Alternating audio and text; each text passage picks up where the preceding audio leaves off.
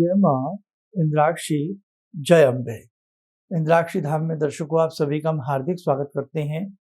आज के दिन जिन जातकों का जन्म दिवस है, मैरिज एनिवर्सरी है, उन सभी को हमारी तरफ से बहुत बहुत शुभकामनाएं। आज हम बात करने वाले हैं भूमि दोष के बारे में। कई बार हम भवन बनाते हैं, लेकिन भवन बनाते समय कुछ दोष रह जाते हैं और जिस भवन में हम सुख चैन से नहीं रह पाते। क्या भूमि दोष भी हो सकता है? वास्तु टिप्स के अंतर्गत आइए जानिए इस सारे रहस्य को। पहले आज का पंचांग बतावें। 9 नवंबर सन 2022 दिन बुधवार, मार्गशीर्ष कृष्ण पक्ष संवत 2079। कार्तिक मास कल संपन्न हुआ। मार्गशीर्ष आज से प्रारंभ हो गया है। तिथि प्रतिपदा, नक्षत्र कृतिका, राहु काल 12 से 1:30, दिशा सूर्य उत्तर पूर्व दिशा। बहुत मन से आदमी अपने भवन को बनाता है, लेकिन कई बार उस भवन में बनाने के बाद बड़ी अजीब अजीब घटनाएं उस व्यक्ति के संग होती हैं। कई बार एक्सीडेंट्स होते हैं, चोट लगती है, पैसे का नुकसान होने लगता है, संबंधों का नुकसान होने लगता है, नाना भांति के बातें उसमें होने लगती हैं। मतलब सुख चैन व्यक्ति का छिन जाता है। तो आपके ग्रह उस वक्त बहुत अच्छे थे क्योंकि आपने पैसा लगा करके अच्छा मकान बनाया या फ्लैट खरीदा या कुछ खरीदा, लेकिन कई बार जब आप उसमें जाते हैं, रहने लगते हैं, तो वहाँ की जो भूमि है वो आपके लिए सुटेबल नहीं हो पाती। ऐसी स्थिति अंधविश्वास है या विश्वास है? बहुत सारी बातें हैं। तो देखो भाई, मौसम का, जैसे पर्यावरण का हमारे ऊपर असर पड़ता है, जलवायु का हमारे ऊपर असर पड़ता है। एक स्थान से दूसरे प्रांत में जाना या एक देश से दूसरे देश में जाना, उसका भी असर पड़ता है। बिल्कुल पड़ता है। सर्दी का मौसम आता है, उसका अलग प्रभाव है। गर्मी का मौसम आता है, उसका अलग प्रभाव है।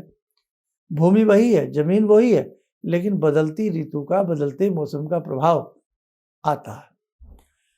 पक्षी एक देश छोड़ करके दूसरे देश में चले जाते हैं मौसम के प्रभाव की वजह से। ऐसे ही जिस भूमि में हम रहते हैं, उस भूमि का संस्कार कैसा है, उसका प्रभाव भी व्यक्ति के ऊपर आता है। तो आज कहने का भाव यह है, यह अंधविश्वास नहीं है। ज्योतिष में वास्तु को माना जाता है। वास्तु पुरुष, पूरा पृथ्वी में उसका मैप होता है। कहाँ उसकी पूंछ है, कहाँ उसका सर है, कहाँ उसका पेट है, कहाँ उसकी भुजाएं हैं, सारी चीज देखी जाती है।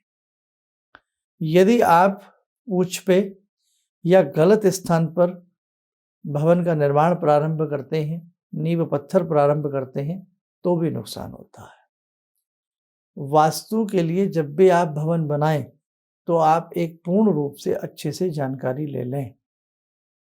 अब आप ये कहेंगे कि बहुत से लोग भवन ऐसे ही बना लेते हैं, बहुत खुशहाल रहते हैं। बहुत से लोग, देखो, सुख और दुख तो सबके जीवन में है, चाहे वो कहीं के भी रहने वाले लोग हों।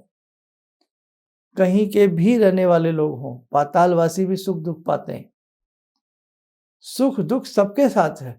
इंद्र का सिंहासन छीन लिया असुरों ने, तो सुख दुख तो सबके साथ चलता है। लेकिन अब कोई इन चीजों से लाभ ले लेता है, कोई नहीं ले लेता।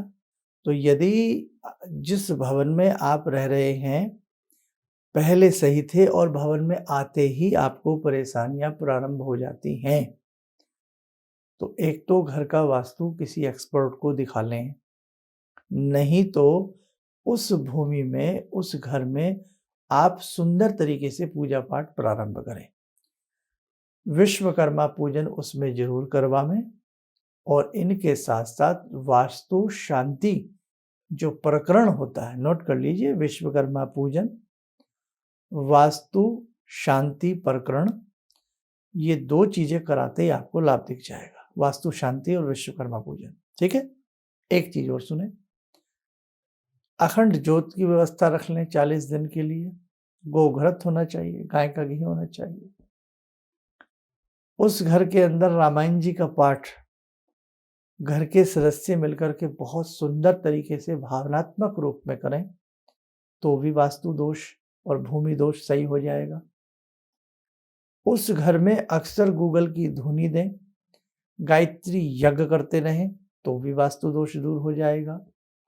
बहुत लोग कहते हैं कि मैं तो प्रतिदिन धूनी देता हूँ, मैं तो प्रतिदिन गायत्री मंत्र पढ़ता हूँ, लेकिन जब उनसे पूछें तो धुनी भी शुद्ध नहीं है और गायत्री मंत्र कितनी बार पढ़ते हैं, 1 मिनट 2 मिनट, ऊँट के मुंह में जीरा। ऐसे नहीं, पूरे विधि और विधान के साथ। नहीं तो हमने आपको बता दिया है कि आप उसमें वास्तु पूजन कराइए अच्छे से, पूर्ण विधि विधान से। जो अच्छे कर्मकांड जानते हैं वो वास्तु पूजन जानते हैं। अब कर्मकांड किसने किया, उनको नॉलेज कितना है।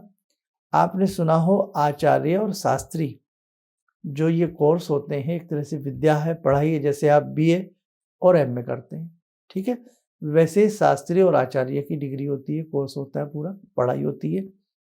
तो जिस आचार्य जी ने इसमें ज्योतिष में या कर्मकांड में, खासतौर से कर्मकांड में अच्छी विद्वता हासिल की हो, उनसे आप कराइए। हर चीज़ हर व्यक्ति नहीं जानता। अब छोटी मोटी दवाइयाँ तो आप भी जानते हैं, छोटी मोटी दवाइयाँ तो मैं भी जानता हूँ, मेडिकल स्टोर वाला तो सारी दवाइयाँ जानता है, लेकिन वो डॉक्टर नहीं है। वो डॉक्टर नहीं है, मेरी बात पर ध्यान दीजिए। दवाइयाँ वो जानता है, आप जाके खड़े हो जाइए, भैया सिर में दर्द है, ये है, वो दे देगा, लेकिन वो डॉक्टर नहीं है। एक डॉक्टर का एक्सपीरियंस डॉक्टर का ही होता है, एक वकील का एक्सपीरियंस वकील साहब का ही होता है। ऐसे ही भाई जो डॉक्टर साहब का एक्सपीरियंस है वो उन्हीं का है। तो आप ज्योतिष में भी जब कोई कर्मकांड कराएं तो आप देखें कि कर्मकांड में वो आचार्य हैं या नहीं है। और कई बार वो आचार्य नहीं है, लेकिन कर्मकांड का एक अच्छा अनुभव है, पिछले 20 साल का, 15 साल का, मंत्रों में उनकी शुद्धि है, लय है, ताल है, सब कुछ है, तब आपको लाभ मिलेगा। हमने ऐसे लोग देखे हैं कि मंत्र में भी अशुद्धि रहती है, कर्मकांड नहीं आता करना। मैं यहाँ कोई बात ऐसी नहीं कर रहा हूँ, मैं उस लिए कर रहा हूँ कि हम कह देते ना हमने पूजा कराई थी, हमने ऐसा कराया था, हमें लाभ नहीं। भैया लाभ इसलिए नहीं मिला, कहीं ना कहीं त्रुटि है। परम पूज्य गुरुदेव कहते थे कि असफलता का कारण है कि सफलता का प्रयास नहीं किया गया पूर्ण मन से। असफलता सिद्ध करती है कि सफलता का पूरा प्रयास नहीं हुआ। दुर्गा सप्तशती अगर आप ढंग से पढ़ें, किसी भी मनोकामना के लिए कार्य सिद्ध होता है। श्रीमद् भागवत आचार्य व्यासपीठ पर बैठे आचार्य हृदय की मन से गहराइयों से करें तो भागवत का पूर्ण फल प्राप्त होता है। कहने का मतलब कोई भी कार्य जब पूर्ण रूपेण, एक तो उसका ज्ञान होना चाहिए उनको, कोई भी अपने अपने क्षेत्र से जो भी हो, और पूर्ण तरीके से करते हैं तो पूर्ण लाभ मिलता ही मिलता है। तो आज का छोटा सा सब्जेक्ट था, यदि जहाँ जिस भूमि का परिवर्तन किया है, भवन में गए हैं, दिक्कत पा रहे हैं, वास्तु शांति करा लीजिए, विश्वकर्मा जी का पूजन करा लीजिए, आपको अच्छे से लाभ मिलेगा, लेकिन मर्मज्ञ से और जानकार से। वो जिम्मेदारी आपकी है। आइए समय और चला आज की ध्यानमाला का, जुड़ते ध्यानमाला में प्रभु श्री राम जी से।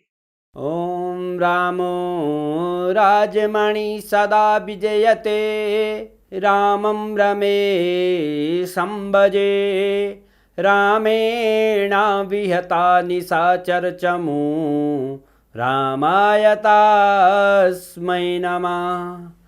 रामानास्ति परायणं परतरं, रामस्य दासोऽम्यहम्। रामे चित्तलया सदा भवतु मे, भो राम मामुद्धर।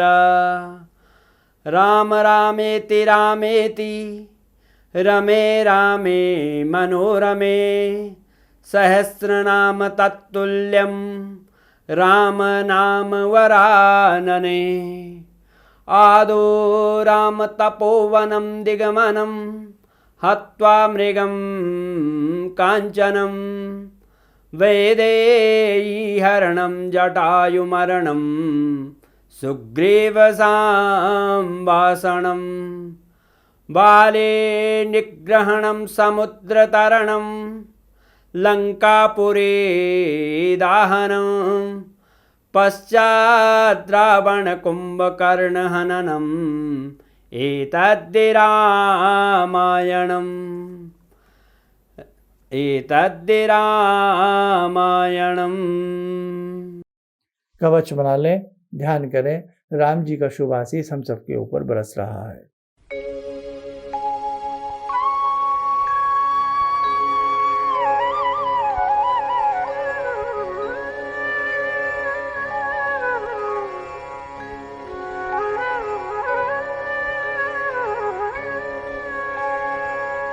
ओम बोलते हुए नेत्र खोलें, सामान्य हो जाए।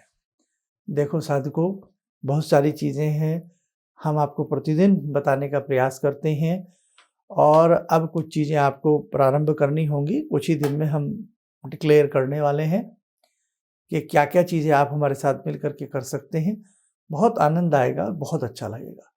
बस इतना ज़रूर आपसे कहेंगे, सत्य सनातन धर्म के नाते अधिक से अधिक लोगों को आप इन चैनल से जोड़िएगा। हमारे दोनों चैनल हैं और जितने अधिक लोग जुड़ेंगे उतने ही हमारे धर्म की गंगा का प्रवाह कल-कल करता हुआ आगे बहता रहेगा।